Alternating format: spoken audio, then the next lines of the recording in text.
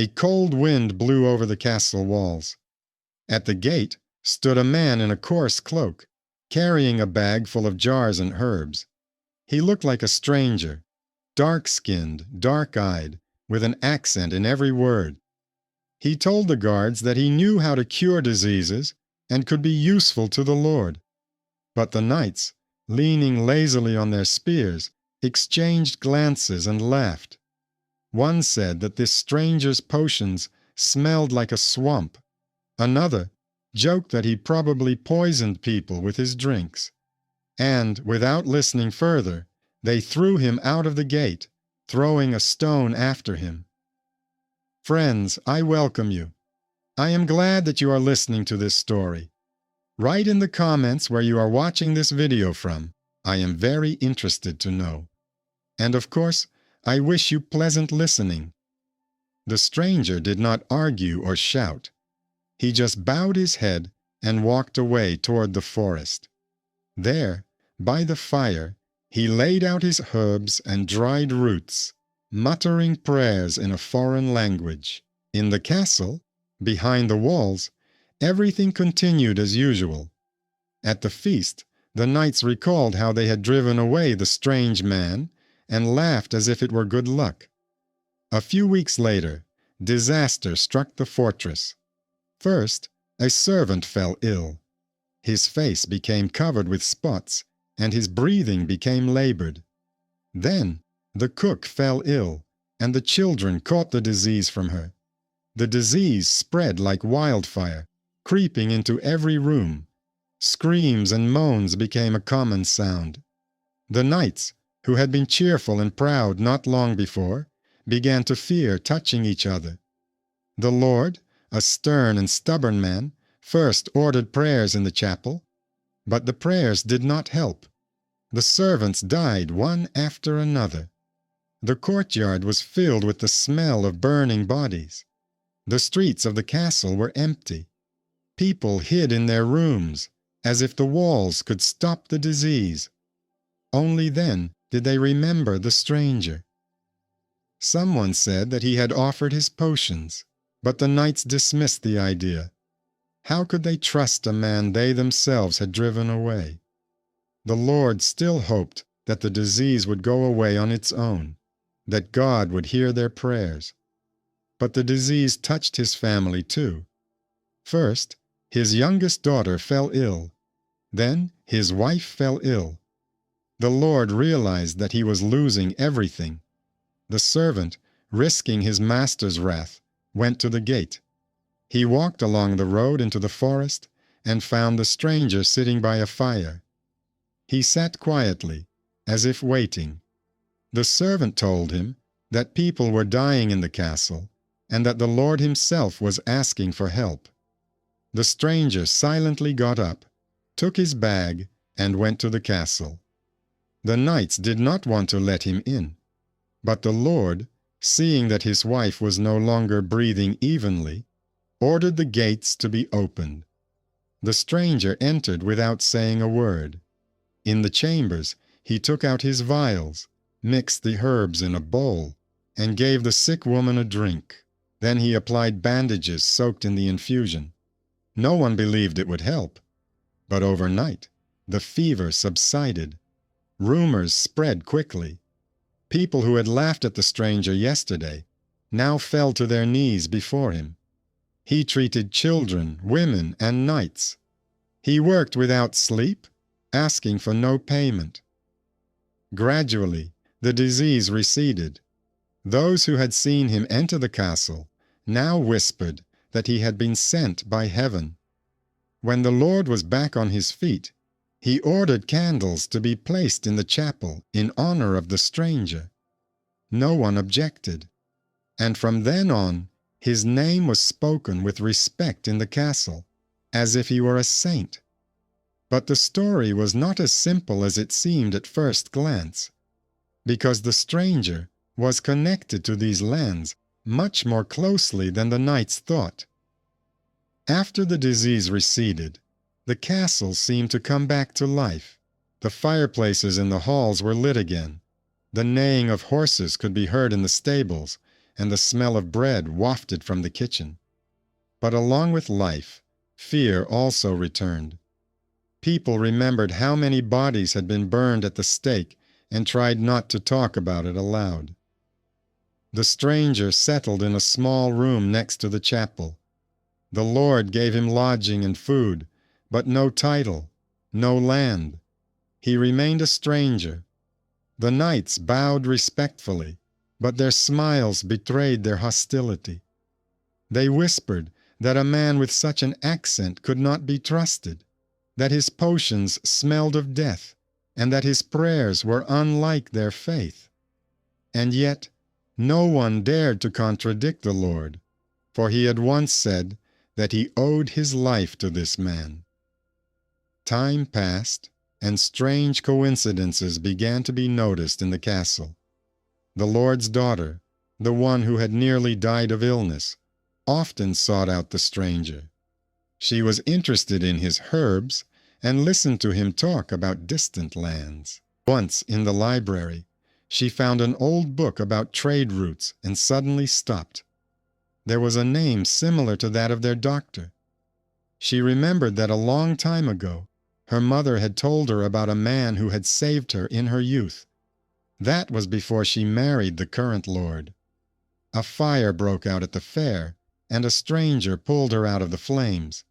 Her mother said she didn't know his name, but she remembered his eyes, dark and attentive. The daughter looked at the doctor and saw the same eyes. At that time, another conflict was brewing in the castle. The knights, who were used to solving everything by force, began to feel humiliated. Their glory had faded, because now people talked more about the stranger than about them. One knight stood out in particular, the Lord's brother on his mother's side. He believed that the doctor took up too much space in their house. He began to secretly gather the discontented, promising that the old order would soon be restored. They said that the stranger kept the castle in fear, that he had brought the disease and then driven it away himself to appear as a savior. But fate was already preparing a test for them. In the fall, messengers arrived at the castle. The neighboring baron had declared war. The news was devastating. The people had barely recovered from the disease, and now a new misfortune awaited them. The Lord convened a council, and the knights shouted about honor and swords. But the stranger told the Lord that war in such a state would be a disaster. The people were weak, their lands were devastated, and they could not withstand the blow. The Lord hesitated. He was a warrior, but deep down he knew that the healer was right. Then something happened that no one expected. A merchant from a distant city arrived at the castle. He brought with him silver, grain, and cloth. The merchant said that he was helping the castle for a personal reason. The stranger had once saved his son from illness. Since then, he had vowed to always help this man. And now, unexpectedly, the stranger turned out to be not just a healer, but a man with secret connections and grateful debtors. This merchant paid for the hiring of troops, provided the castle with bread, and gave them time to prepare for war. The knights were amazed. Those who considered him a helpless stranger saw that he could bring more help than they themselves could obtain with their swords. Meanwhile, the Lord's daughter became increasingly convinced that this man was connected to their family. She noticed an amulet on his chest, almost identical to the one her mother kept in a box. When she told her mother about it, her mother became silent and asked her not to ask any more questions. But the girl already sensed that this castle held a secret that would change their destinies. Winter came suddenly. Snow fell on the roofs of houses, and the roads became deserted. But life in the castle was bustling. The Lord was preparing his people for war.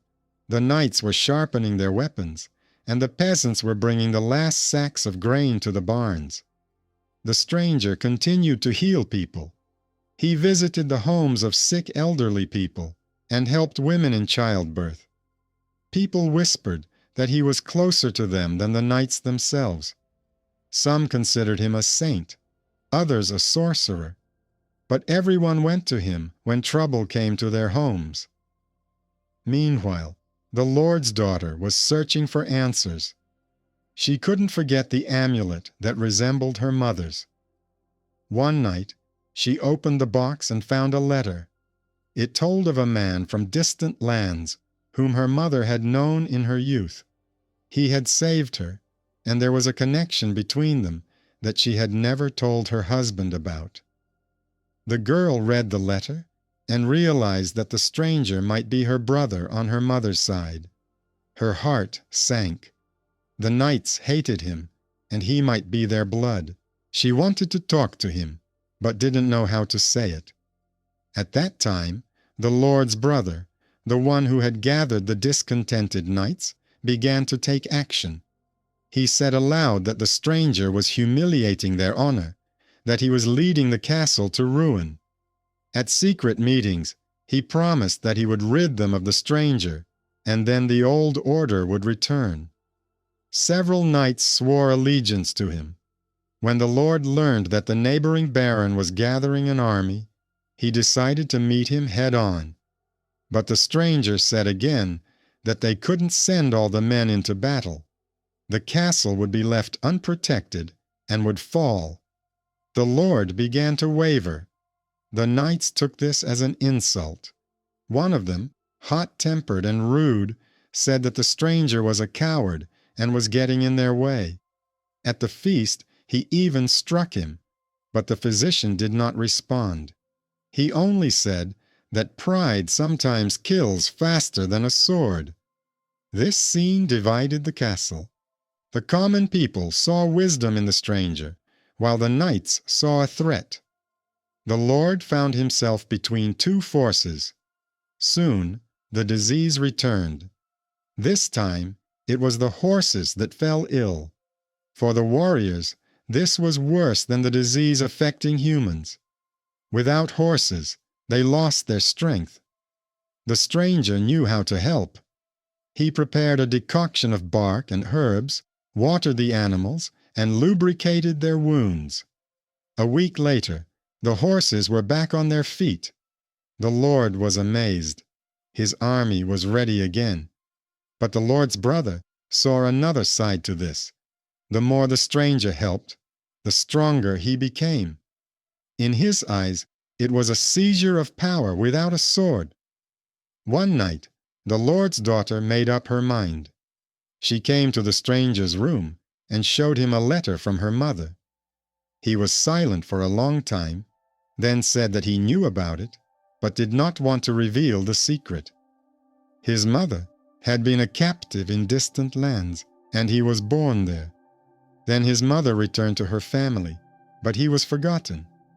Now he was nearby, and blood bound their fates together. The girl cried and said she would not let the knights touch him, but he replied that the truth would come out eventually anyway. At that moment, footsteps sounded outside the door. Someone was eavesdropping. The eavesdropper was not mistaken. It was the Lord's brother. He heard every word about the stranger's relationship with the mistress of the castle, and realized that he held in his hands a weapon more powerful than any sword. The next morning, he gathered the knights and told them that the stranger had deceived everyone. He presented him not only as a sorcerer and a stranger, but also as the mistress's illegitimate son. He claimed that if this was true, the honor of the family would be tarnished, and the Lord's children could lose their inheritance. The knights began to murmur. To them, it sounded like a threat to the very order of things.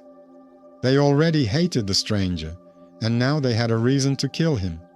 But the Lord, hearing the accusations, did not believe them immediately. He said that no one had the right to cast a shadow on his wife and his house without proof.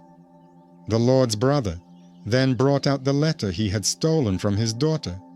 The Lord read it and fell silent. The hall was quiet. People looked at the Lord, then at the stranger.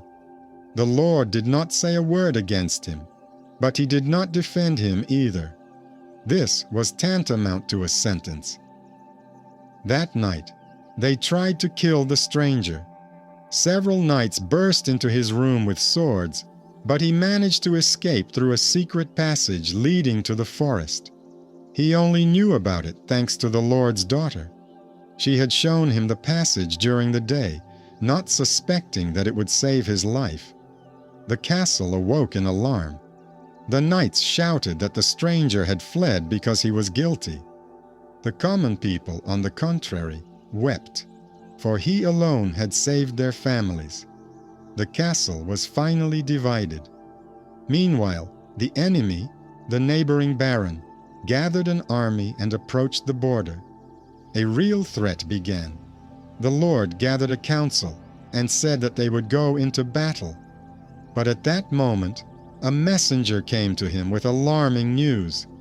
The disease had reappeared in the neighboring villages and was moving towards the castle. The people, already weakened by fear, began to murmur. The Lord's brother rejoiced. He said that all misfortunes follow the stranger. But in the midst of these speeches, something unexpected happened in the castle. The Lord suddenly fell unconscious right in the middle of the council. His face was covered with spots. The plague had touched the Lord himself. Panic swept through the castle. The knights were confused. They had expected war, but not disease. None of them knew how to treat it. People began to whisper that without the stranger, they would all perish. The Lord's daughter begged her mother to admit the truth and bring him back. The mistress of the castle raised her voice for the first time in many years. She said that if her husband died, the house would fall, and none of the knights would be able to hold the walls. She admitted aloud that the stranger was indeed her son, born before marriage. She had hidden this because she feared condemnation. But now there was no choice. Only he could save them. The knights rebelled, but the common people supported her. They went out into the square and demanded that the stranger be called back. Under pressure from the crowd, the Lord's brother agreed, although in his heart he was preparing to betray her. News of the illness and the request for help reached the stranger in the forest. He sat by the fire for a long time, staring into the flames.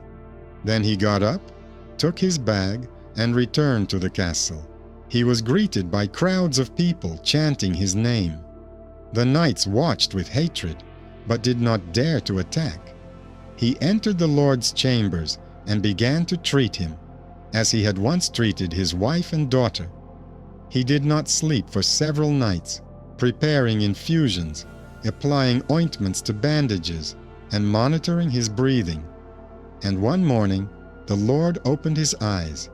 He was weak, but alive. The castle buzzed again. People shouted that it was a miracle. The knights were silent, realizing that their honor had been defeated.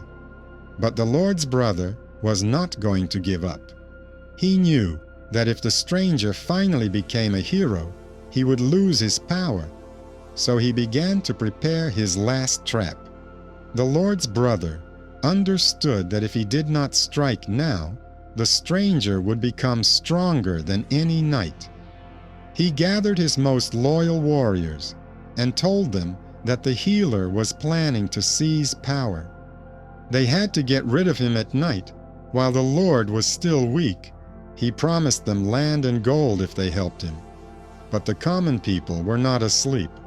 The servant who had first invited the stranger to the castle overheard the conversation and told the Lord's daughter. She rushed to the healer and begged him to flee.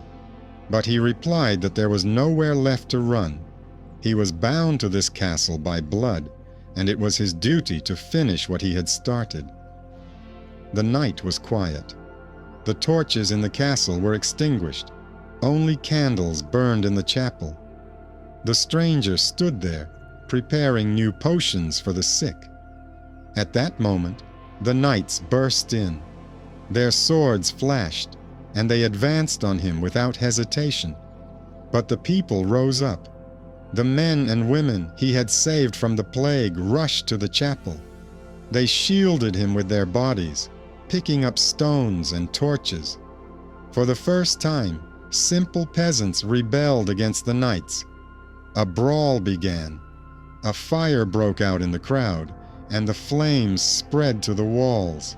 It seemed as if the castle would tear itself apart. In the midst of this chaos, the merchant arrived, the very same one who had once helped with silver and bread. He brought dozens of mercenaries, whom he had hired at his own expense.